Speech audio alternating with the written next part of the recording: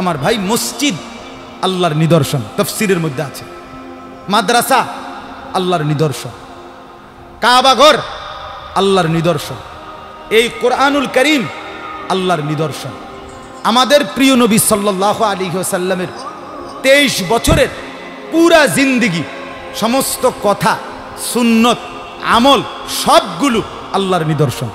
যেমন এই তসবিহ আল্লাহর নিদর্শন, মিসওয়াক আল্লাহর নিদর্শন, দাড়ি আল্লাহর নিদর্শন, টুপি আল্লাহর নিদর্শন, পায়জামা পাঞ্জাবি আল্লাহর নিদর্শন, নামাজের মুসল্লা আল্লাহর নিদর্শন, মেহরাব আল্লাহর নিদর্শন, মিম্বর আল্লাহর নিদর্শন।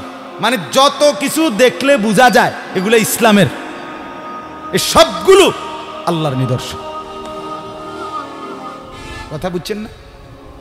আহলুল্লাহ যারা, আল্লাহর নেক বান্দা যারা, নামাজি, মুত্তাকি, ফরহেজগার, এমন প্রত্যেকটা মানুষ আল্লাহর নিদর্শন।